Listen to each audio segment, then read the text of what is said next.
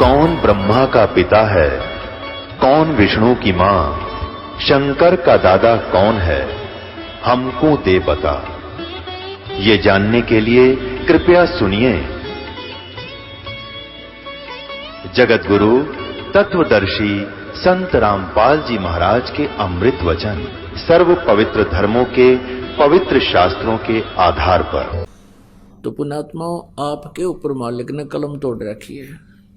मनुष्य जीवन और ये प्राइम टाइम जो भक्ति का बैन उठा दिया भगवान ने, उन सब मंत्रों को सार्वजनिक करने का, मूल ज्ञान को अब सार्वजनिक करने का परमात्मा का आदेश है।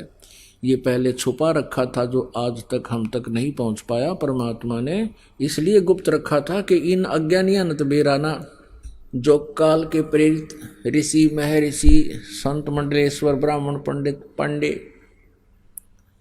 और ये रोज वेद पढ़े, नित्य पाठ गीता जी का करें, सब अध्याय करते हैं और पुराणों की गठड़ी बांधे फिरें, इन कह का पता नहीं। इसलिए यदि ये ज्ञान पहले डिस्क्लोज हो जाता, आज से 50-100 वर्ष पहले, 200 वर्ष, 600 वर्ष पहले, तो ये नकली संत पंथ वाले भी इसी ज्ञान का ढोल पीटते हुए मिलते, मुनादी करते पाते। और इस ज्ञान को भले ही कोई दास की पुस्तक पढ़कर और सीडी वगैरह देखकर विद्वान पाक जा और अलग से कोई सांग जोड़ कर बैठ जाएगा, कोई शेष बनाने भी लग जावे, तो उससे कोई लाभ होना नहीं, क्योंकि वो अधिकारी नहीं। ना वो अधिकारी सत्संग करने का, ना अधिकारी वो उपदेश देने का, नाम देने का।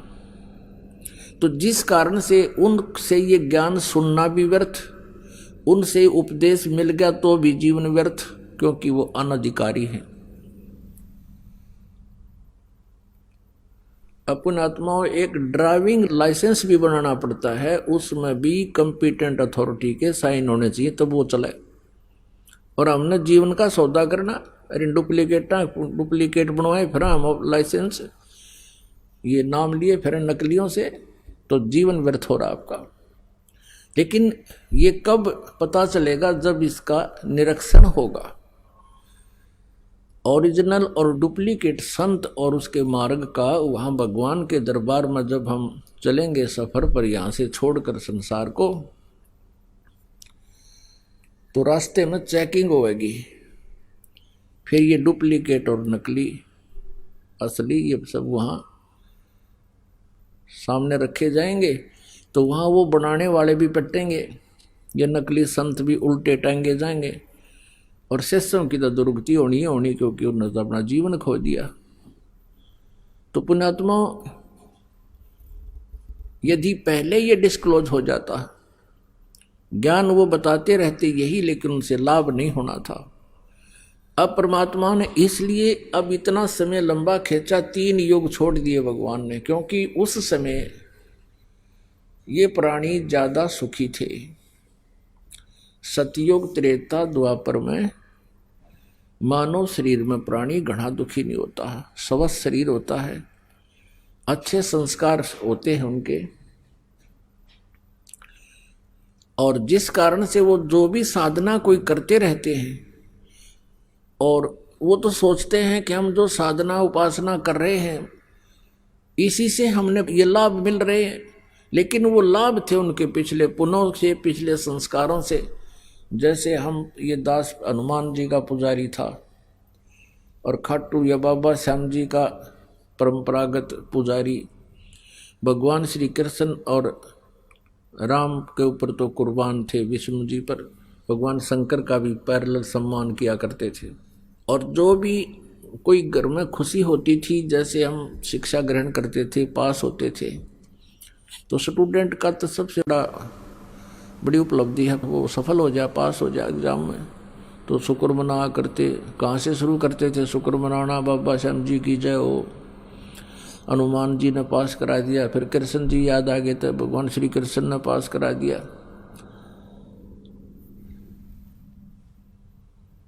फिर जैसे सर्विस प्राप्त हुई, तो भगवान विष्णु की बाबा श्याम जी ने यानी भगवान शंकर ने बड़ी दया कर दी। और छोटी मोटी पूजा भी हम करते रहते थे, हनुमान चालीसा करते थे और ये कई मंत्र से भी जाप करा करते थे, ओम नमः शिवाय आदि के। जो भी सुन गया उससे जो भी मंत्र किसी ने सुन लिया उससे का रगड़ा ला दिया करते थे, क्योंकि ज्ञान था ही नहीं। और हम ये सोच रहे थे कि जो साधना हम करते हैं इससे ये भगवान हमें लाभ दे रहे हैं, हमारी इस पूजा से लाभ हो रहा है। हनुमान जी का व्रत रखते थे मंगलवार का, इष्ट धामों पर जाते थे। अब इस भगवान के तत्व ज्ञान की रोशनी से पता चला कि वो तो हमारा पूर्व जन्म का प्रारब्ध ही प्रफुल्लित हो रहा था और ये भगवान कुछ नहीं कर सकते हमारे भाग्य में, ना ये चेंज कर सकते, किसी प्रकार का भी परिवर्तन ये नहीं कर सकते, ना ये दुख निवारण कर सकते और ना ही ये कोई सुख दे सकते, और ना ये दुख दे सकते ना ये सुख दे सकते। क्योंकि यहाँ का विधान है कि जैसे कर्म प्राणी करेगा उसको वैसा ही फल भोगना ही पड़ेगा, ये कंपलसरी है। जैसे रात्रि में आपको सत्संग सुनाया था और इन सभी महापुरुषों के विचार दिखाए थे, ब्रह्मा जी से लेकर व्यास जी, बृहस्पति जी, शुक्राचार्य जी, एक यु नकली महर्षि दानंद का सत्यार्थ प्रकाश में, इन सभी की एक ही सोच, एक ही इनका सिद्धांत था, अज्ञान सिद्धांत था। वेदों के विरुद्ध इनका ज्ञान था, क्योंकि वेद इनके समझ में आए नहीं। कारण क्या रहा? गुरु बिन काहुन पाया ज्ञाना, जो थो था भुस छड़े मूड किसाना। गुरु बिन वेद पढ़े जो प्राणी, समझे न सार रहे अज्ञानी। तो इनको गुरु नहीं मिले, ना ब्रह्मा जी को गुरु मिले, ना अन्य ऋषि महर्षियों को गुरु मिले, और ना ब्रह्मा विष्णु महेश को गुरु मिले। कौन से गुरु, कौन से संत? जो गीता जी अध्याय नंबर 4 के श्लोक नंबर 34 में जिन तत्वदर्शी संतों के विषय में कहा गया है। और जिस कारण से ये तत्व ज्ञान से अपरिचित रहे और अपने अपनी अटकल लगाकर अपने अनुयायियों को यही काल का सिद्धांत दृढ़ करते रहे। काल का सिद्धांत क्या है कि जैसे कर्म जो करेगा वैसा ही भोगना पड़ेगा। और दयाल का सिद्धांत है, उस कबीर परमेश्वर का विधान है कि मासा घटे न चल बधे, विद ना लिखे जो लेख। सच्चा सतगुरु मेट कर ऊपर मारे मेख। मासा घटे न तिल बधे, यानी कोई जरा सा भी परिवर्तन नहीं हो सकता आपके प्रारब्ध में। प्रारब्ध वो होता है जो आपके जन्म के समय से पूर्व ही निर्धारित कर दिया जाता है। आपके संचित माने जो आपके डिपॉजिट पुण्य और पाप हैं भगवान के दरबार में, उनकी एवरेज ले ली जाती है। जिनके पाप घने हैं उनको उनके प्रारब्ध में दुख अधिक, और जिनके पुण्य अधिक हैं तो उनके प्रारब्ध में सुख अधिक, यहाँ के नकली सुख। तो उनकी एवरेज रेशो निकाल ली जाती है। तो ऐसे 50% जैसे पुण्य ले लिए, 50% पाप। अब पाप हैं अरबों खरबों और पुण्य है 20-30, तो 20-30 के जो पुण्य है वो 50% 10 हो जाएंगे। अरबों खरबों का 50% लेना पड़ेगा, फिर उसी एवरेज रेशो में बांटना पड़ता है। तो इस प्रकार से हम प्रारब्ध के आधार से फिर पूरा जीवन व्यतीत करते हैं, उसमें कोई परिवर्तन नहीं हो सकता। हाँ, फिर तत्वदर्शी संत मिल जाते हैं। कबीर परमेश्वर का जो कृपा पात्र संत या परमेश्वर स्वयं आते हैं, केवल उसी समय ही ये परिवर्तन संभव होता है। उसके लिए कहा कि मासा घटे न तिल बधे, मासा 1 ग्राम से भी कम होता था। मासा घटे न तिल बधे, विधना लिखे जो लेख, और सच्चा सतगुरु मेट कर ऊपर मार दे मेख। मेख मीन फॉरएवर खत्म कर दे आपके उन प्रारब्ध के अंदर संकटों को, जो पाप आपकी किस्मत में लिखे हुए थे उनको क्रॉस कर दे और फॉरएवर साइन मार दे कि अभी तूने नहीं भोगने होंगे। तो जिस कारण से हम वो तत्वदर्शी संत ना मिलने से ये सभी ऋषि महर्षि ब्रह्मा विष्णु महेश तक विचलित रहे। इनको आज तक भगवान का पता नहीं परमात्मा कौन है।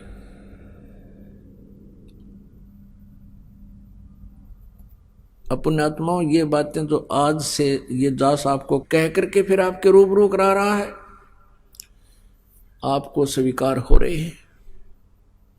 यदि ये ज्ञान आज से 600 वर्ष पहले परमात्मा ने तो बोला ही था और उसका विरोध इतना हुआ था परमेश्वर का कि तूफान ला दिया था इन दुष्टों ने।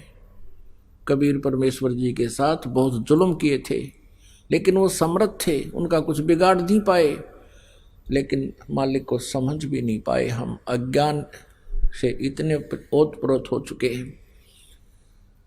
तो आज से 600 वर्ष पहले ये बात कह दे जो दास ने अब आपके सामने बोला है कि ब्रह्मा विष्णु महेश और दुर्गा तक को पूर्ण ज्ञान नहीं है, ब्रह्म भी इनकम्प्लीट ज्ञान रखता है, गीता ज्ञान दाता भी पूरा जो है ना संपूर्ण अध्यात्म ज्ञान नहीं है इनको। अब तो आप शिक्षित हैं और इनके इतिहास भगवानों के, जिनसे ये संत हमें गुणगान सुनाया करते थे और ये आधार बताते थे कि मैं शिव पुराण से सुना रहा हूँ, मैं दुर्गा पुराण से बोल रहा हूँ, मैं विष्णु पुराण से आपको ये ज्ञान सुना रहा हूँ।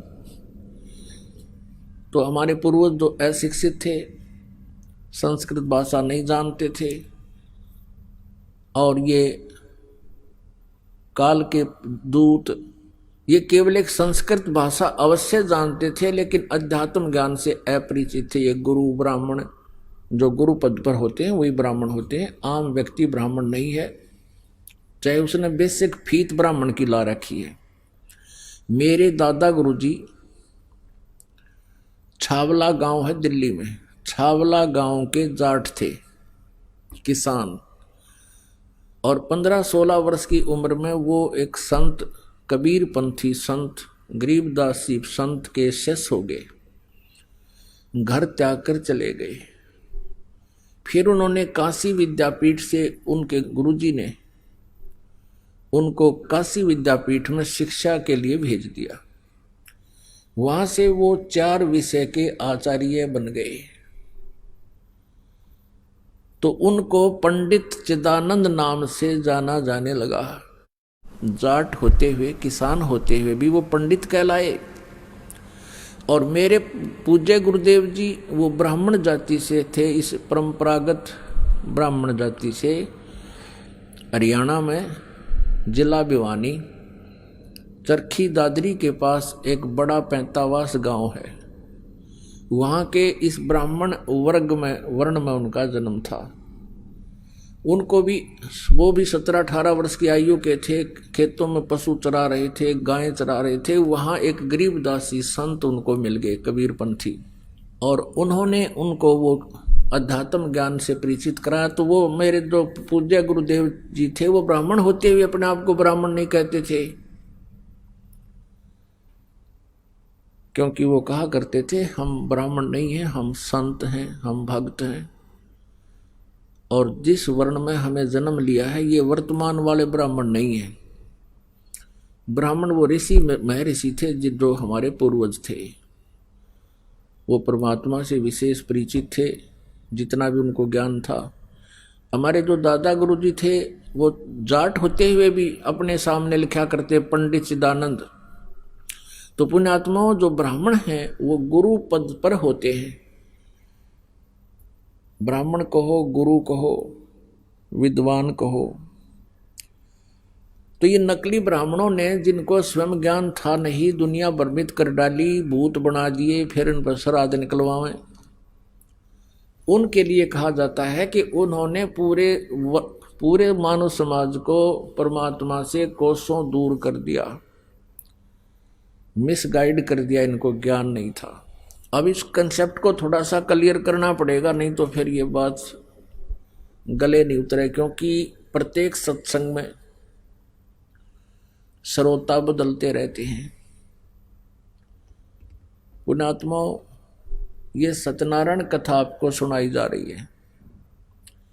पहले हम सत्यनारायण कथा किसको मानते थे? भगवान विष्णु जी के जीवनी को, जीवन चरित्र को कोई सुनाता था तो उसको हम सत्यनारायण कथा कहा करते थे, यानी अविनाशी परमात्मा की कथा। सत्यनारायण माने सत्य साहिब, हम उसे सत्य पुरुष बोलते हैं। सत्य पुरुष कहो, सत्यनारायण कहो और सत्य साहिब कहो।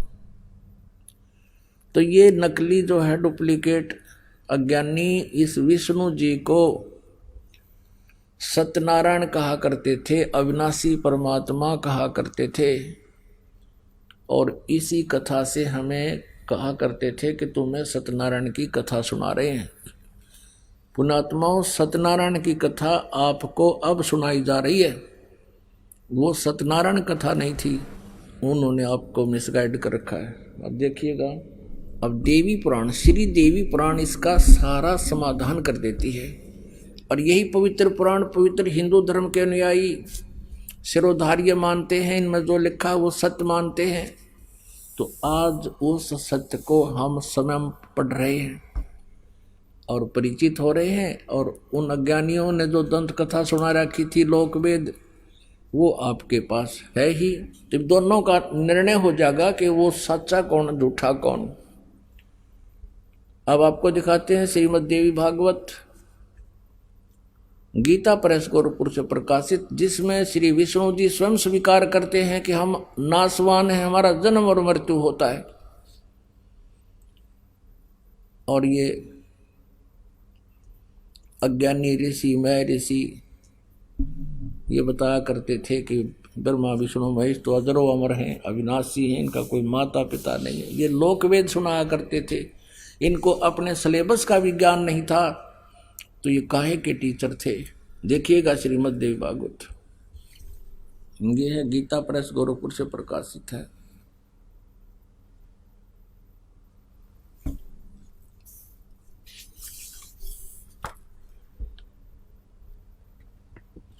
संपादक हनुमान प्रसाद पोदार, चिमनलाल गोस्वामी।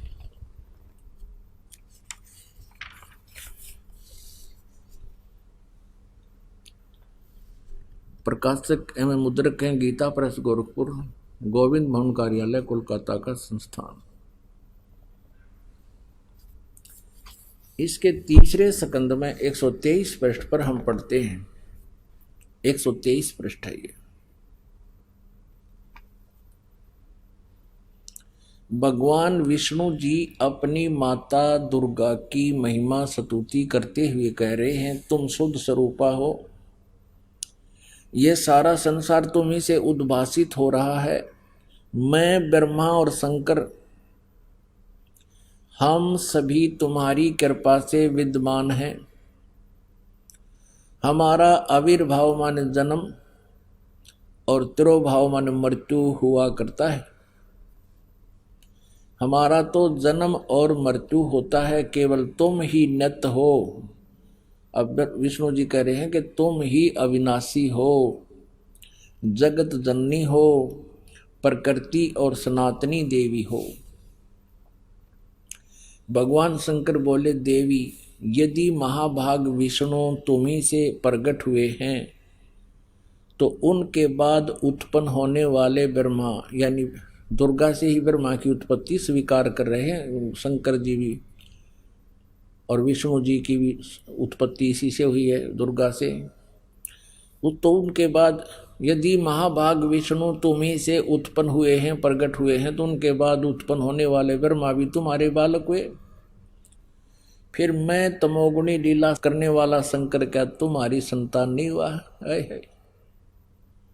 अर्थात मुझे भी उत्पन्न करने वाली तुम ही हो, शिवे संपूर्ण संसार की सृष्टि करने में तुम बड़ी चतुर हो। इस संसार की सृष्टि, स्थिति और संहार में तुम्हारे गुण सदा समर्थ हैं। उन तीनों गुणों से उत्पन्न हम, यानी रजगुण ब्रह्मा, सदगुण विष्णु, तम गुण शंकर, ब्रह्मा विष्णु एवं शंकर नियमानुसार कार्य में तत्पर रहते हैं। नियमानुसार जिसके भाग्य में जैसा लिखा है केवल हम वैसा ही दे सकते, इसमें कोई परिवर्तन नहीं कर सकते।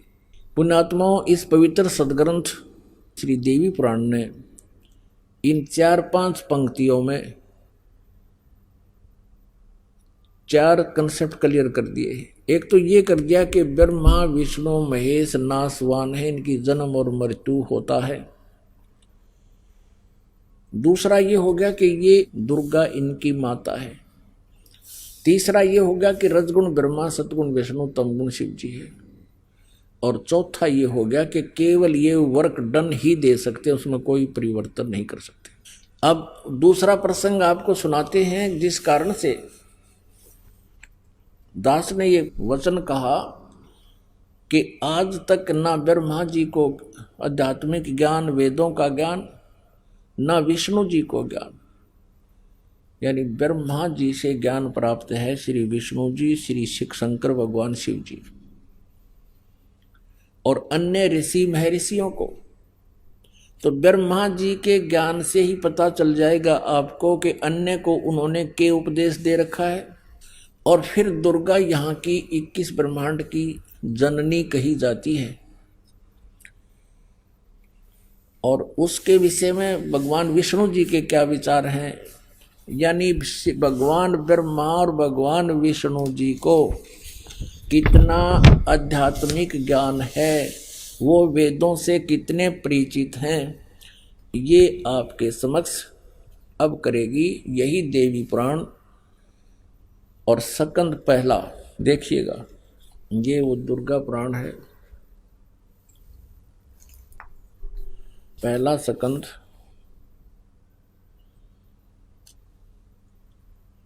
28 पृष्ठ पे नारद जी और व्यास जी का आपस में संवाद हुआ और व्यास जी ने नारद जी से प्रश्न किया कि कौन देव पूज्य है। तो नारद जी कहते हैं कि यही प्रश्न मेरे पिता ब्रह्मा ने भगवान श्री हरि विष्णु से किया था। नारद जी ने कहा, महाभाग व्यास जी, तुम इस विषय में जो पूछ रहे हो ठीक यही प्रश्न मेरे पिताजी ने यानी ब्रह्मा जी ने भगवान श्री हरि विष्णु जी से किया था। देवा अधिदेव भगवान जगत के स्वामी है। अब देखिए इनकी उआ बाई सटदल उआ बाई बकदा। अब नारद जी कह रहे हैं कि भगवान विष्णु सभी देवताओं के भी देवता यानी सुप्रीम पावर हैं, सबसे बड़े भगवान हैं। देव माने भगवान, भगवानों के भी भगवान, देवों के भी देव, सबके सरताज भगवान जगत के स्वामी हैं। लक्ष्मी जी उनकी सेवा में उपस्थित रहती हैं। दिव्य कौष्टमणि उनकी शोभा बढ़ाती है। वे शंख चक्र गदा लिए रहते हैं, पीतांबर धारण करते हैं, 4 भुजाएं हैं। वे चराचर जगत के आश्रयदाता हैं, जगत गुरु एवं देवताओं के भी देवता हैं। अब यहाँ विष्णु जी को जगत गुरु कहा जाता है। जगत गुरु का अर्थ है जो सबको यथार्थ ज्ञान दे, पूरे विश्व को। ऐसे जगत प्रभु भगवान श्री हरि महान तप कर रहे थे, उनकी समाधि लगी थी। यह देखकर मेरे पिता ब्रह्मा जी को बड़ा आश्चर्य हुआ। अतः उन्होंने उनसे जानने की इच्छा प्रकट की। ब्रह्मा जी ने पूछा, प्रभो आप देवताओं के अध्यक्ष, जगत के स्वामी, भूत भविष्य एवं वर्तमान सभी जीवों के एकमात्र शासक हैं। भगवान फिर आप क्यों तपस्या कर रहे हैं और किस देवता की आराधना में ध्यान मगन है? मुझे असीम आश्चर्य तो ये हो रहा है कि आप देवेश्वर एवं सारे संसार के शासक होते हुए समाधि लगाए बैठे हैं। ब्रह्मा जी के विनीत वचन सुनकर फिर भगवान श्री हरि नो बोले। भगवान विष्णु जी लगे फिर प्रवचन करने। अब देखना इनके प्रवचन। श्री हरि उनसे कहने लगे, ब्रह्मन सावधान होकर सुनो। मैं अपने मन का विचार व्यक्त करता हूँ। देवता, दानव, मानव सब यही जानते हैं कि तुम सृष्टि करते हो, मैं पालन करता हूँ और संकर संहार किया करते हैं, किंतु फिर भी वेद के पारगामी पुरुष अपनी युक्ति से यह सिद्ध करते हैं कि रचने, पालने और संहार करने की यह योग्यता जो हमें मिली है, इसकी अधिष्ठात्री शक्ति देवी है।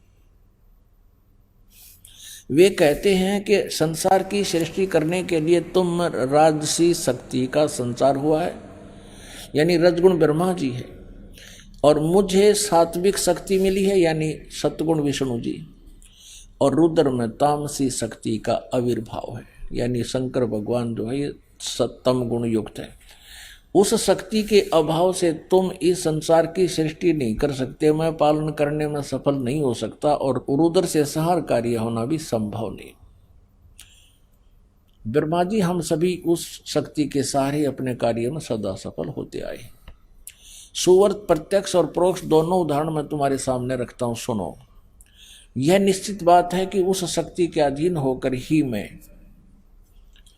इस शेष नाग की सैया पर सोता और सृष्टि करने के अवसर आते ही जाग जाता हूं। मैं सदा तप करने में लगा रहता हूं, उस शक्ति के शासन से कभी मुक्त नहीं रह सकता। कभी अवसर मिला तो लक्ष्मी के साथ सुखपूर्वक समय बिताने का सौभाग्य प्राप्त होता है। मैं कभी तो दानों के साथ युद्ध करता रहता हूँ। अखिल जगत को भय पहुंचाने वाले दैत्यों के विकराल शरीरों को शांत करना मेरा परम कर्तव्य हो जाता है। और यहाँ बता दिया अपना आध्यात्मिक नॉलेज सारा ही निचोड़ कर दिया श्री विष्णु जी ने। मुझे सब प्रकार से शक्ति के अधीन होकर रहना पड़ता है। ये दुर्गा की तरफ, दुर्गा को कह रहे हैं शक्ति, उन्हीं भगवती शक्ति का मैं निरंतर ध्यान किया करता हूँ। मैं उसी की तपस्या साधना करता हूँ, उसी का ध्यान करता हूँ दुर्गा का। ब्रह्मा जी मेरी जानकारी में इन भगवती शक्ति से बढ़कर दूसरे कोई देवता नहीं। अपने आत्मा इसमें कितने महापुरुषों के आध्यात्मिक ज्ञान का जो है ना आपको पता लग गया। एक तो नारद जी का और दूसरे व्यास जी का। व्यास जी इज द राइटर ऑफ चारों वेद, गीता जी और 18 पुराणों का वो लेखक है। और वो लेखक पूछ रहा नारद जी से कि सबसे वो पूज्य देव कौन सा है, किस भगवान की भक्ति करनी चाहिए। नारद जी कहते हैं कि मेरे पिता ब्रह्मा जी ने यही प्रश्न भगवान श्री हरि तय किया था, विष्णु जी तय, और वो खुद तपस्या कर रहे थे। मेरे पिता ने पूछा कि हे भगवान, आप देवता के देवता सबसे बड़े भगवान होकर भी किसकी साधना तपस्या कर रहे हो, किस देव की पूजा करते हो, किस भगवान की पूजा कर रहे हो।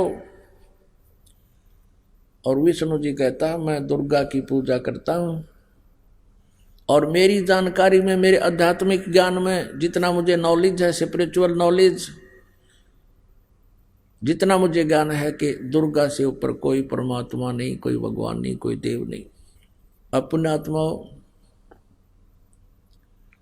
जब यहाँ के भगवान ने पूरा वेदों का ज्ञान नहीं, तो इन ऋषि महर्षियों को कहां से होगा जिनके ऊपर हम आश्रित रहे, इन ब्राह्मण गुरुओं को।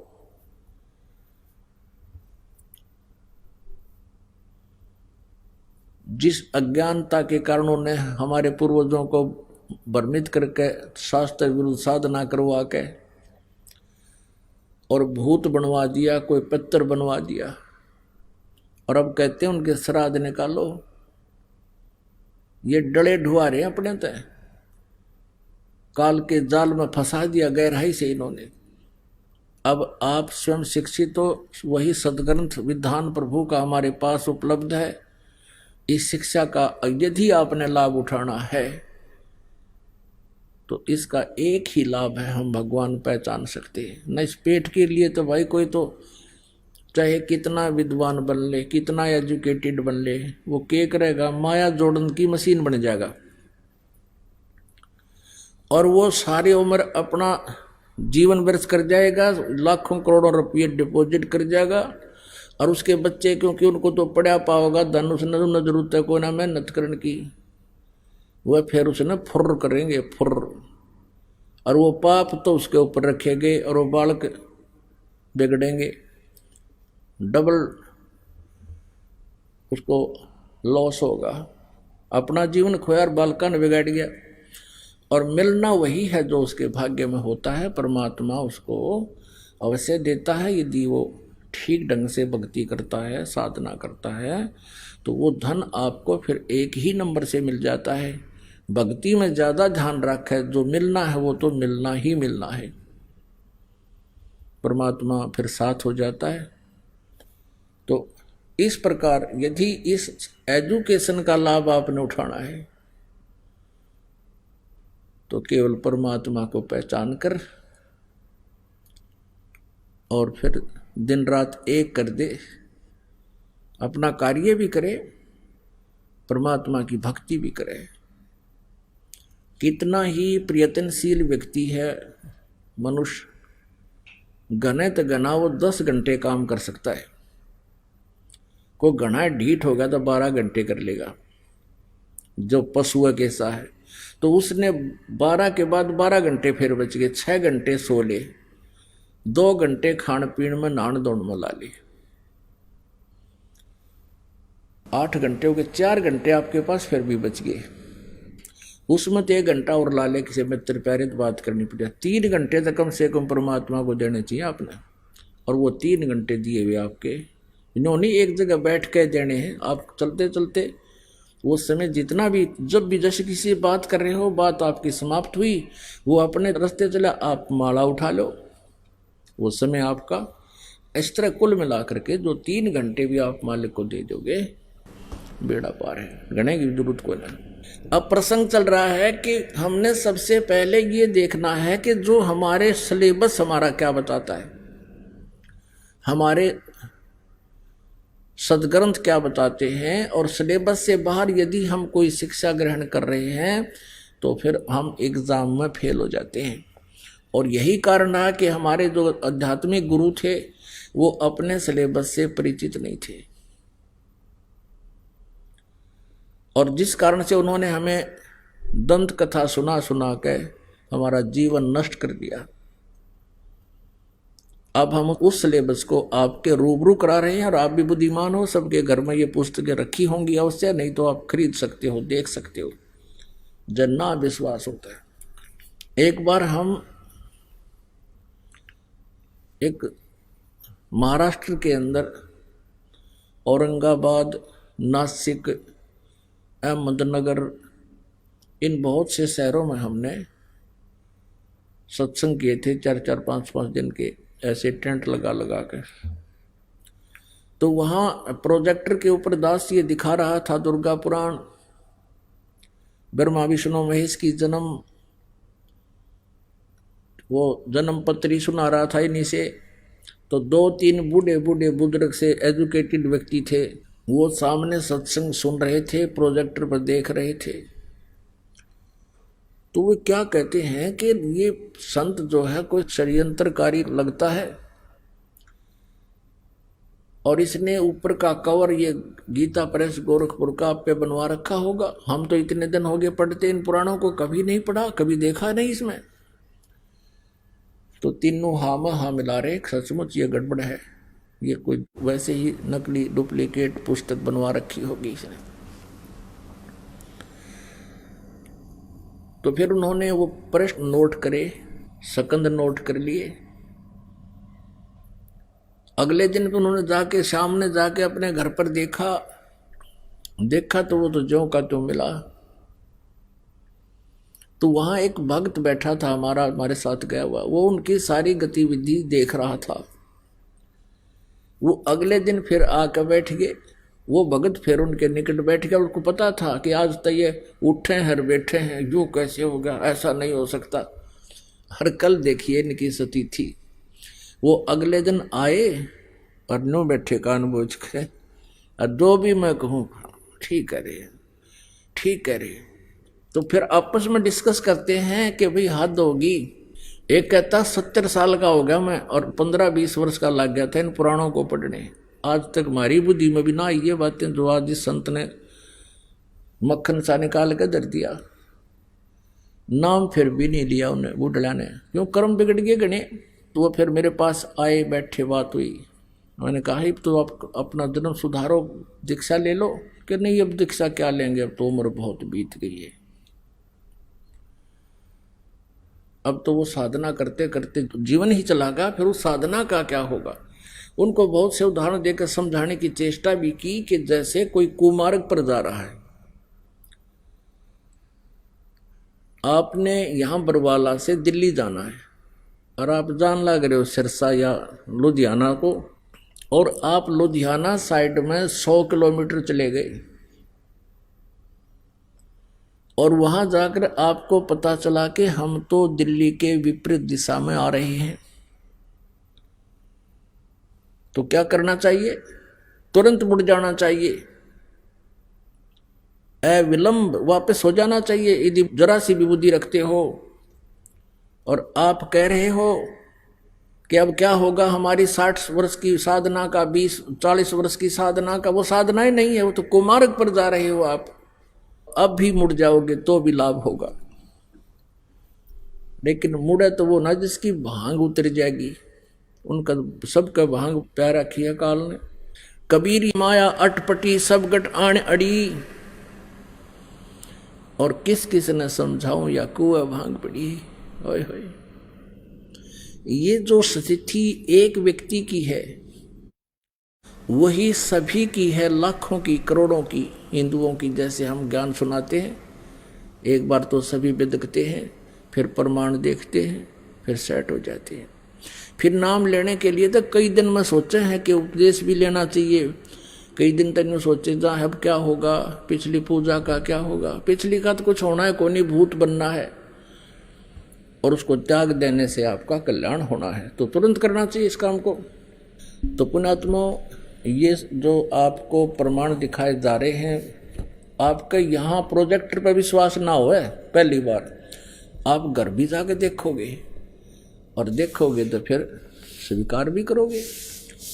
तो ये जो ज्ञान आपको सुना जा रहा है, अब आपको पता चला है, श्री विष्णु जी कह रहे हैं दुर्गा से ऊपर कोई भगवान नहीं, और दुर्गा जी कह रही है कि ब्रह्म से ऊपर कोई प्रभु नहीं, वो फाइनल गॉड है ब्रह्म, उसका ओम नाम है। और सब पूजाएं त्याग कर केवल एक ओम का नाम जाप करो, ब्रह्म की पूजा करो, तुम ब्रह्म लोक में चले जाओगे, तुम्हारा कल्याण हो।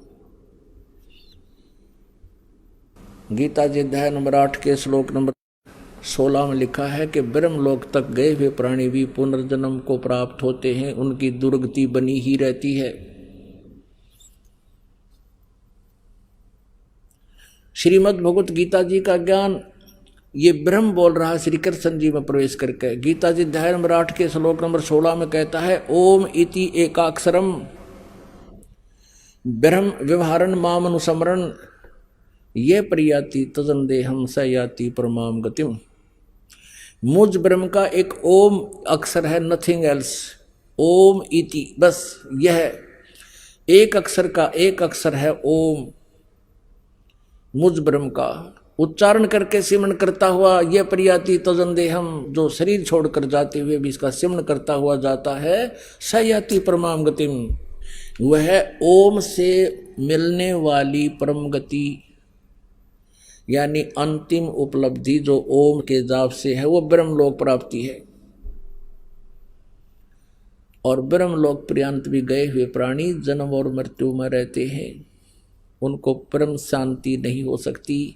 जब तक प्राणी जन्म और मृत्यु में है, उनको परम शांति नहीं हो सकती, उनको सुख नहीं हो सकता।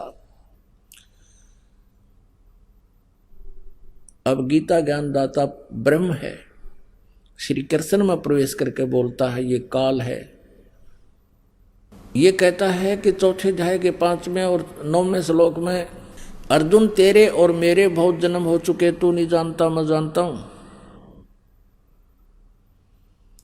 मेरे कर्म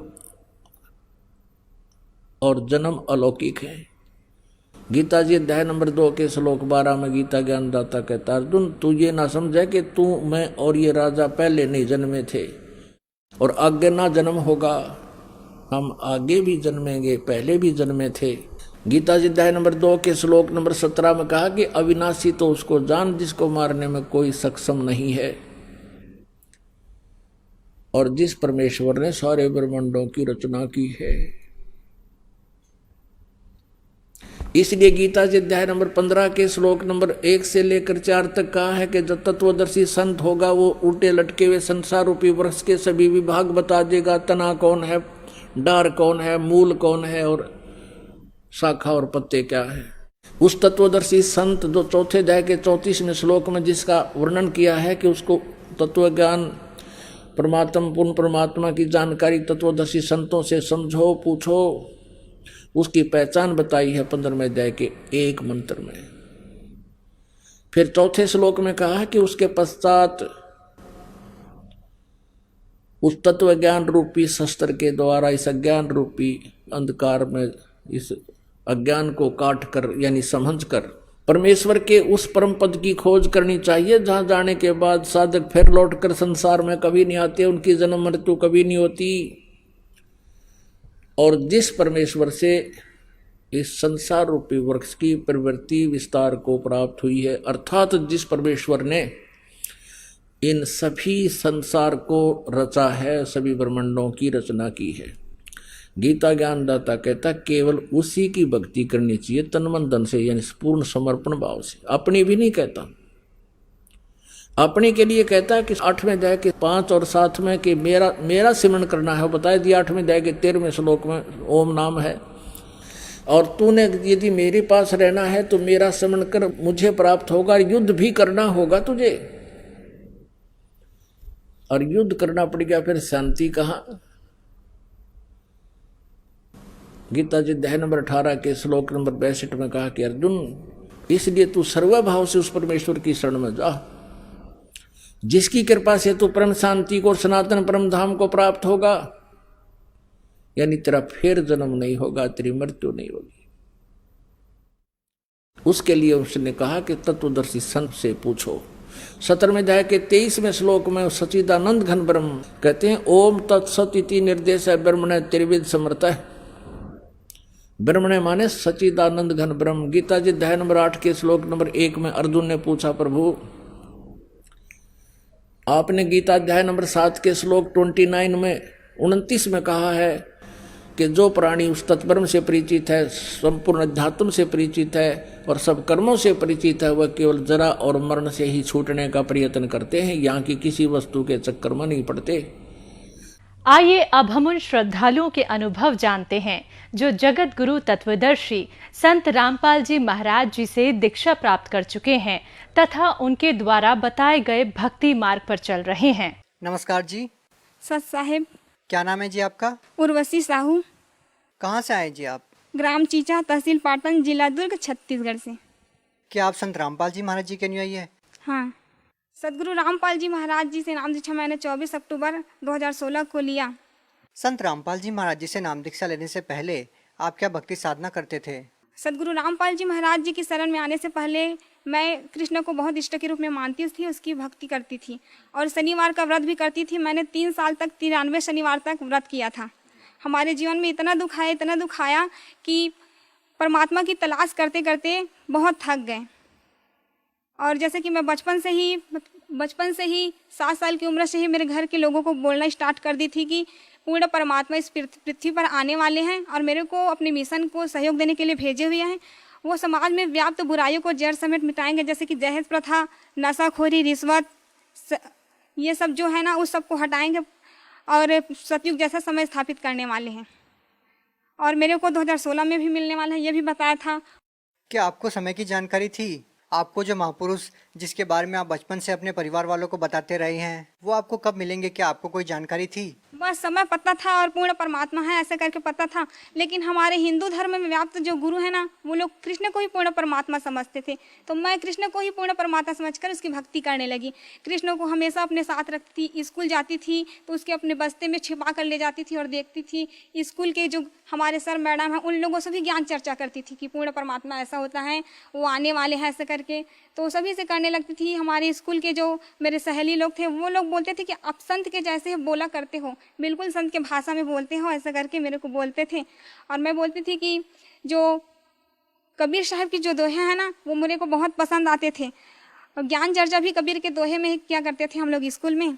गायत्री मंत्र है वो भी जाप करती थी, रामायण का पाठ करती थी, गीता का, बचपन से ही बहुत पूजा पाठ करती थी सभी देव देवताओं की। आप संत रामपाल जी महाराज जी की शरण में कैसे आई? वो क्या है, संत रामपाल जी महाराज जी की शरण में सबसे पहले जब मेरा कॉलेज में एडमिशन नहीं हो रहा था तो मैं बहुत दुखी थी। उसके बाद कॉलेज से आई और वो सर मेरे से कम परसेंट वाले को दिए थे फॉर्म, लेकिन मेरे को नहीं दे रहे थे। तभी मैंने सोचा कि ये पूर्ण परमात्मा हो ही नहीं सकते कृष्ण, अगर पूर्ण परमात्मा होते तो मेरे साथ ये नहीं होता। बहुत हमारे जीवन में बहुत दुख आया, बहुत रोए हम लोग, बहुत। जैसे कि मैं कोई अगर मार्ग में चलती थी तो दूसरे जो चले हैं तो उसी मार्ग में कुछ नहीं रहता था, और अगर मैं चली जाती थी उसी मार्ग में तो बहुत काटा सा था।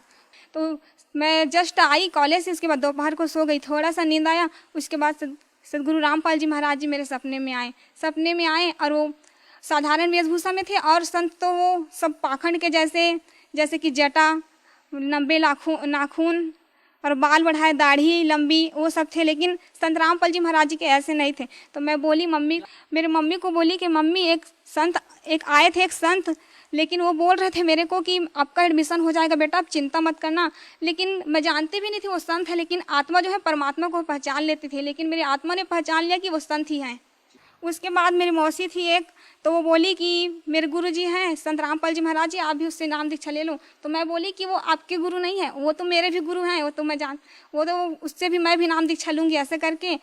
और जीवन से बहुत हार चुकी थी। तो संत रामपाल, तब तक तो आपको नाम पता ही नहीं था जब आपकी मौसी जी ने आपको बताया कि मेरे गुरुजी संत रामपाल जी महाराज हैं, लेकिन तब तक तो आप जानते ही नहीं थे कि ये संत रामपाल जी महाराज जी हैं। तो आपने अपनी मौसी जी से ये कैसे कहा कि ये मेरे भी गुरु हैं?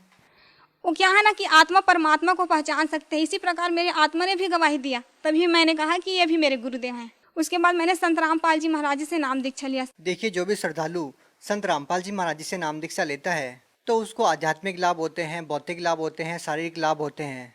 आपसे जानना चाहेंगे कि संत रामपाल जी महाराज जी से नाम दीक्षा लेने के बाद आपके जीवन में क्या बदलाव आया, आपको क्या लाभ हुआ? सबसे पहले मेरे को लाभ तो आध्यात्मिक हुआ। मैंने एक दिन परमात्मा से कहा था कि गुरुजी मेरे को इस लोक में रहना नहीं है, मेरे को सतलोक जाना है, मुझे नहीं रहना परमात्मा। तो गुरुजी एक दिन आए सदगुरु रामपाल जी महाराज जी और बोले कि बेटा आपको मैं आज रात को सतलोक ले जाऊंगा ऐसे करके। उसके बाद संत रामपाल जी महाराज जी आए, मेरे हाथ पकड़ कर बोले कि चलो जाएंगे सतलोक ऐसे करके, अपनी मम्मी को बता देना बेटा ऐसे करके बोले। तो मम्मी को जस्ट मैं बताई कि मम्मी मैं सतलोक जाने वाली हूँ, आप डरना मत, मेरे को कुछ नहीं होगा, सदगुरु रामपाल जी महाराज जी मेरे साथ है ऐसे करके। क्या उस टाइम पे आपके माता पिता ने या आपके घर वालों ने संत रामपाल जी महाराज जी से नाम दीक्षा ले रखी थी? जी हाँ, संत रामपाल जी महाराज जी से मेरे परिवार वालों ने, मेरी मम्मी ने भी नामदान लिया था। उसके बाद क्या होता है? उसके बाद गुरुजी आए और मेरे हाथ पकड़ कर ले गए। उसके बाद हम लोग पहुँचे काली रंजन का लोग जहाँ पर आए वहाँ पर मैंने कहा कि गुरुजी मेरे को काल से बहुत डर लगता है, मैं नहीं देखूंगी उसको ऐसे करके आंख बंद कर ली। और सदगुरु रामपाल जी महाराज जी ने कहा कि बेटा आप चिंता मत करो, मैं आपके साथ हूँ। उसके बाद हम लोग त्रिकुटी पे आए, त्रिकुटी पे परीक्षा हुआ वहाँ पर, तो सदगुरु रामपाल जी महाराज जी वहाँ छुप गए। उसके बाद जो बहुत सारे देवी देवता है ना, अपने अपने लोगों का प्रलोभन लेकर मेरे पास आए। बहुत बाजार जैसा था, वहाँ पर बहुत सारे प्रलोभन दे रहे थे मेरे को कि आपको ये पद दूंगा ऐसा करके। लेकिन मैंने कहा कि नहीं, मेरे को कुछ भी नहीं चाहिए। मैं बहुत रोई, नहीं मेरे को नहीं चाहिए, मेरे को तो पूर्ण परमात्मा चाहिए, मेरे सदगुरु रामपाल जी महाराज जी चाहिए। उसके बाद सदगुरु रामपाल जी महाराज जी को मैंने बहुत ढूंढा। उसके बाद एक कोने में सदगुरु रामपाल जी महाराज जी मेरे को दिखे। उसके बाद दौड़ते दौड़ते गई और परमात्मा को रोते रोते गले से लगा ली कि गुरुजी आप मेरे को चाहिए, बस दुनिया की कोई चीज़ नहीं चाहिए, परमात्मा बस मैं आपको चाहती हूँ और कुछ भी नहीं चाहिए मेरे को। उसके बाद सदगुरु रामपाल जी महाराज जी ने मेरे को उठा कर कहा कि बेटा ऐसा ही तो चाहता हूँ, मैं चाहता हूँ कि हर हंस में ऐसा ही गुण हो। सतलोक जाते समय परमात्मा ने मेरे में पूरा शील, संतोष, विवेक, क्षमा, जो सतलोक जाने का जो गुण होता है ना व्यक्ति में, वही पूरा स्थापित कर दिए थे। उसके बाद सदगुरु रामपाल जी महाराज जी ने कहा कि बेटा कोई बात नहीं, मैं ही कबीर परमात्मा, पूर्ण परमात्मा सदगुरु रामपाल जी महाराज जी के रूप में आया हूँ बेटा, लेकिन संसार के लोग मुझे नहीं समझ रहे हैं। कोई बात नहीं, इंसान में इतना अहंकार घर कर गया है कि मेरे को समझना ही नहीं चाहता है। मैं ही पूर्ण परमात्मा सदगुरु रामपाल जी महाराज के रूप में आया हूँ, जिसने असंख्य ब्रह्मांड की रचना की है, और मेरे बिना इंसान एक तिनका भी नहीं उठा सकते, लेकिन इतना अहंकार है कि इंसान मुझको समझना ही नहीं चाहता है। लेकिन कोई बात नहीं बेटा, बहुत जल्द सतयुग जैसा समय स्थापित होकर ही रहेगा। मैं चाहूँ तो पल भर में मंत्री सभी की बुद्धि को बदल सकता हूँ, लेकिन मेरा कुछ मिशन है बेटा और लीला करने वाला हूँ, उसके बाद मैं बहुत जल्द सतयुग जैसा समय स्थापित करूँगा। उसके बाद गुरुजी ना मेरे को सतयुग जैसा समय है उसमें ले गए। तो मैं बोली कि गुरुजी ऐसा ऐसा होगा बेटा, देखो ऐसा करके पूरा भविष्य में ले गए। तो मैं गुरुजी से बोली कि गुरुजी हम लोग जाएंगे वहीं पर, चलो ना रहेंगे ऐसे करके। तो सदगुरु रामपाल जी महाराज जी ने कहा कि बेटा हाँ बहुत जल्द रहने वाले ना, आप चिंता ना करो। उसके बाद आप कहाँ जाते हैं? पहले गुरुजी मेरे को ब्रह्मा विष्णु महेश के लोक में ले गए। उसके बाद काली रंजन का जो गुप्त लोक रहता है ना महाशिव रूप में, वहीं पर ले गए। उसके बाद वहाँ गए, उसके बाद देखिए कि बहुत बड़ा शिवलिंग था वहाँ पर। उसके बाद वहाँ प्रवेश करते ही जस्ट इतना बेकार धुन था वहाँ का, बहुत ही खराब था। मेरा सर दर्द होने लगा। तभी मैंने गुरुजी से कहा कि गुरुजी ये क्या है ऐसे करके। तो सदगुरु रामपाल जी महाराज जी ने कहा कि बेटा ये तो शिव का लोक है जहाँ गुप्त रूप में रहते हैं काल निरंजन। तो मैंने कहा सदगुरु रामपाल जी महाराज जी से कि गुरुजी मुझे इस लोक में नहीं रहना है, इस लोक से बाहर चले जाएंगे, चलो ऐसे करके। तो सदगुरु रामपाल जी महाराज जी वहाँ से बाहर लेकर आए। तो जब भी उस लोक का याद आता है ना तो वो धुन आते ही बहुत सिर दर्द होने लगता है, बहुत ही बेकार है उस लोक का धुन। उसके बाद हम लोग नर्क लोक में देखें। नर्क लोक में ना काली रंजन जो तपतशिला में सभी जीवों को भूर रहे थे, गर्म तेल डाल रहे थे, बहुत गर्म खंभे पे बांधकर सभी जीवों को उसका जो बुरे कर्म का फल दे रहे थे। और सदगुरु रामपाल जी महाराज ने कहा कि देखो बेटा ये लोग मेरे भक्ति नहीं किए, इसीलिए तो इसका ये हाल है, लेकिन अगर मेरे को ये अभी भी मेरे को पुकारेंगे तो मैं तुरंत दौड़ा चलाऊंगा। परमात्मा ही पर थे, मैं देखी। उसके बाद मैंने कहा कि सदगुरु रामपाल जी महाराज जी ये लोग तो अपना मनुष्य जीवन ही बेकार कर गए, परमात्मा आपको नहीं पहचाने ऐसे कर। तो परमात्मा बोले कि कोई बात नहीं बेटा, धीरे धीरे सभी समझ जाएंगे मेरे को ऐसे करके। उसके बाद कहाँ जाते हैं आप? उसके बाद हम लोग अंदर प्रवेश किए तो पूरा अंदर कहाँ? सतलोक के अंदर प्रवेश किया। उसके बाद सदगुरु रामपाल जी महाराज जी ने गरीबदास जी, स्वामी रामदेवानंद जी महाराज और दादूदास जितने भी गए थे सतलोक, सभी संतों से मिलाया। वहाँ पर सत्संग के परमात्मा, इतना शांति, इतना बहुत अच्छा वातावरण था वहाँ का। यहाँ तो बिल्कुल भी नहीं है, बिल्कुल भी यहाँ कुछ भी नहीं है वैसे, वहाँ बहुत ही अच्छा वातावरण था। और क्या देखते हैं आप सतलोक में? अक्सर संत रामपाल जी महाराज जी के अनुयायी से बात होती है हमारी, जो सतलोक में जाकर के सतलोक का वर्णन करते हैं। आपने सतलोक में क्या क्या देखा? मैंने सतलोक में वहाँ पर बहुत सारे जो है जीव आत्माएं थी सतलोक में, उन लोगों से मिला। सदगुरु रामपाल जी महाराज जी ने कहा कि बेटा आपको कुछ खाना ऐसे करके। तो मैं बोली कि नहीं गुरुजी मेरे को कुछ भी नहीं चाहिए, बस आप मेरे साथ रहना हमेशा ऐसे करके बोली। उसके बाद वहाँ जो ना सेब संतरे वहाँ के पेड़ इतने लतफत थे, मैं देखकर बोली कि ज़मीन को टच करने वाले भी थे। तो बोली कि यहाँ का तो फल तो खराब होगा ज़मीन से टच हुआ है तो ऐसा करके। तो वहाँ के हंस लोग जो थे वो लोग बोले कि नहीं ऐसा नहीं होता, सतलोक में कोई भी चीज़ खराब नहीं होता ऐसा करके बोले। उसके बाद आप क्या देखते हैं और क्या वर्णन करना चाहेंगे आप? वहाँ पर हमने दूधों की नदियाँ देखी, बहुत अच्छे गार्डन थे, यहाँ ऐसा है ही नहीं। अच्छा देखिए, हम इस संसार में देखते हैं कि बहुत सारे जीव जंतु हैं जो तड़प रहे हैं, बहुत सारी ऐसी चीज़ें देखते हैं, आपसी लड़ाई देखते हैं, आपसी राग द्वेष देखते हैं, किसी की बड़ी बिल्डिंग देखते हैं, किसी की छोटी बिल्डिंग देखते हैं। इस प्रकार की बातें भी क्या आपको सतलोक में देखने को मिली? नहीं ऐसा नहीं, वहाँ सभी समान दृष्टिकोण से हैं।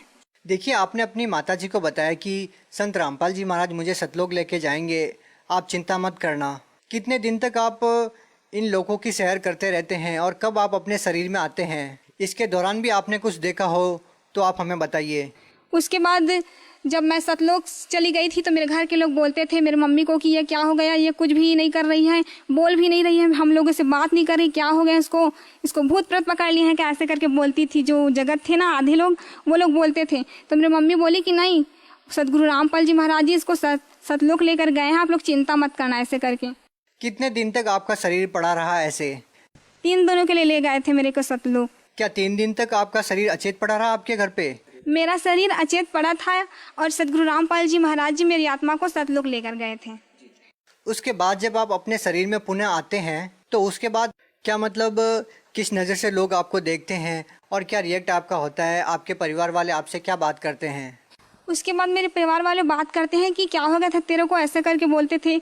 जो पिछले घर में जो भी घटना हुआ थे वो सब बोलते हैं। तो मैं बोलती थी कि मेरे को नहीं पता ये सब क्या क्या बोल रहे हो, मुझे नहीं रहना इस लोक में, मुझे जाना है मेरे लोक में जहाँ से मैं आई हूँ, मुझे रहना ही नहीं करके बहुत रोती थी। मेरी मम्मी बोलती थी कि क्या हो गया है, अरे सतलोक गई थी ना इसीलिए सब हो रहा है। वहाँ पूर्ण परमात्मा सदगुरु रामपाल जी महाराज जी को ले गए थे, यहाँ कुछ भी नहीं है, ये काल का बहुत बड़ा खेल है। कितनी अचरज वाली बात है बहन जी कि लोग नहीं विश्वास कर पाते इस बात पे कि मरने के बाद कुछ ऐसी चीज़ें हैं जो आप बता रही हैं, लेकिन संत रामपाल जी महाराज जी के अनुयायी एक ही बात बोलते हैं जो आपने बताई। इसी तरह का नज़ारा वो भी सतलोक में देख करके आए हैं और वो आकर के हमारे साथ शेयर करते हैं। तो आप उन लोगों को क्या कहना चाहेंगे इस बारे में जो लोग ये मानते हैं कि सतलोक जैसी कोई चीज़ ही नहीं है या स्वर्ग नरक जैसी कोई चीज़ नहीं है, मरने के बाद किसने देखा है? आप उन लोगों को क्या कहना चाहेंगे? हमने देखा है, सदगुरु रामपाल जी महाराज ने हमको दिखाया है कि स्वर्ग नरक भी है और उससे ऊपर सतलोक है पूर्ण परमात्मा का, जहाँ जाने के बाद इंसान वापस नहीं आता इस संसार में। इसके अलावा आप कोई अपना अनुभव शेयर करना चाहेंगी? सर, मैं एक और अनुभव बताना चाहती हूँ कि मैंने सदगुरु रामपाल जी महाराज जी से नाम दीक्षा लिया। तभी एक दिन मैं तालाब में ऐसा ही पैर धोने के लिए नीचे उतर रही थी, तभी सदगुरु रामपाल जी महाराज जी ने कहा कि बेटा आप पैर को नीचे मत रखना, वहाँ पर बहुत नुकीला चीज़ है, आपके पैर चुभ जाएगा। उसके बाद जस्ट मैंने निकाल कर देखा, जस्ट पैर रखने वाली थी वही जगह पर, तो वहाँ पर किसी ने शराब की शीशी को पीकर फोड़ दिया था। वो बहुत नुकीला था, अगर चुभ जाता तो बहुत मेरा पैर कट जाता। एक बार सदगुरु रामपाल जी महाराज जी की शरण में आ गई थी, तभी सदगुरु रामपाल जी महाराज जी ने कहा कि मेरा एडमिशन नहीं हो रहा था, कॉलेज में एडमिशन नहीं हो रहा था। मैंने जब 10th क्लास में थी ना तो बहुत मेरे साथ अन्याय हुआ, बहुत दुख है हमारे जीवन में। फर्स्ट ईयर का एडमिशन था, एडमिशन के लिए मैंने 12th का, उसके बाद मेरे साथ बहुत बुरा होता है करके मैंने अपने मार्कशीट और टीसी को फाड़ दिया। तो उसके बाद मैंने सोचा कि अब मेरे को रेगुलर करना, तो क्या करूं ऐसे करके। उसके बाद सोचा कि क्या करूं, तो सदगुरु रामपाल जी महाराज जी ने कहा कि बेटा आप चिंता क्यों करते हो मेरे रहते हुए, मैं हूं ना आपके साथ, हो जाएगा आपका एडमिशन। उसके बाद मैं वो सब डाली नहीं थी, मार्कशीट और टीसी मेरे पास था ही नहीं, तो मैं नहीं डाली थी और दूसरे डॉक्यूमेंट्स डाली थी। तो वहाँ मैडम के पास गई जस्ट एडमिशन के लिए, तो उन्होंने मेरा फॉर्म देखा, बहुत ही चेक किया स्ट्रिक्ट। तो क्या हुआ कि सदगुरु रामपाल जी महाराज जी की दया से उसे पता ही नहीं चला कि मेरे में टीसी और मार्कशीट तो है ही नहीं। उसके बाद मेरे बाद जस्ट मेरी सहेली थी, वो गई तो उसका जो एक टीसी नहीं डाली थी उसके लिए उसको रिजेक्ट कर दिए। तो सदगुरु रामपाल जी महाराज जी की शरण में आने के बाद मुझे बहुत सारे लाभ हुए, एक क्या कहूँ, बहुत सारे। हमेशा प्रतिदिन सदगुरु रामपाल जी महाराज जी कुछ न कुछ लाभ करते ही रहते हैं। देखिए सर, एक बार मैं सतनाम का जाप कर रही थी छत में, तो मैंने सदगुरु रामपाल जी महाराज जी से कहा कि गुरुदेव हम लोग जो जाप कर रहे हैं वो कैसे जाता होगा, किसके लोक में, ऐसे करके। तो सदगुरु रामपाल जी महाराज जी आए और बोले कि बेटा देखो ऐसे हमारे ब्रह्मांड करके एक बिंदु सा आया, चांदी सा, उसके बाद पूरा फैल गया पूरा आसमान में। वायु निराकार है, हम देख नहीं सकते हैं ना, आभास बस कर सकते हैं उसको, लेकिन वायु की पूरे प्रकृति को दिखाया। उसके बाद दिखाया पूरे ब्रह्मांड को खोल दिया, पूरे ब्रह्मांड को खोला तो दिखाया कि देखो ये सबका लोक है, ऐसे जाता है, जिसका ब्रह्मांड है उसी के लोक में ऐसे जो जाप करते हैं। बहन जी, भगत समाज को क्या संदेश देना चाहते हैं? संदेश तो मैं कुछ दे नहीं सकती, बस प्रार्थना यही है कि सभी भगत समाज से सदगुरु रामपाल जी महाराज जी के रूप में कबीर परमात्मा आए हुए हैं। सदगुरु रामपाल जी महाराज जी ही विश्व में शास्त्र अनुकूल साधना बता रहे हैं, जिससे हमारा कंप्लीट मोक्ष होगा। अतः सदगुरु रामपाल जी महाराज जी से नाम दीक्षा लेकर अपना जन्म मरण का दीर्घ रोग कटवाए।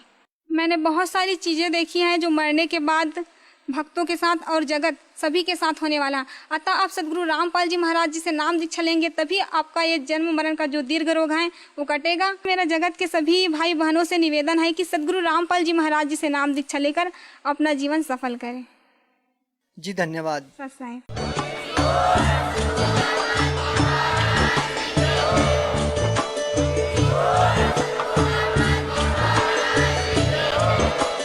आप सुन रहे थे जगत गुरु तत्वदर्शी संत रामपाल जी महाराज जी के मंगल प्रवचन। अधिक जानकारी के लिए विजिट कीजिए हमारी वेबसाइट www.jagatgururampalji.org। संत रामपाल जी महाराज जी के शुभ आशीर्वाद से पूरे विश्व भर में 500 से भी ज्यादा नाम दीक्षा केंद्र हैं, जिन पर संत रामपाल जी महाराज जी द्वारा ऑनलाइन निशुल्क नाम दीक्षा दी जा रही है। अपने नजदीकी नाम दीक्षा केंद्र का पता करने के लिए संपर्क करें 822288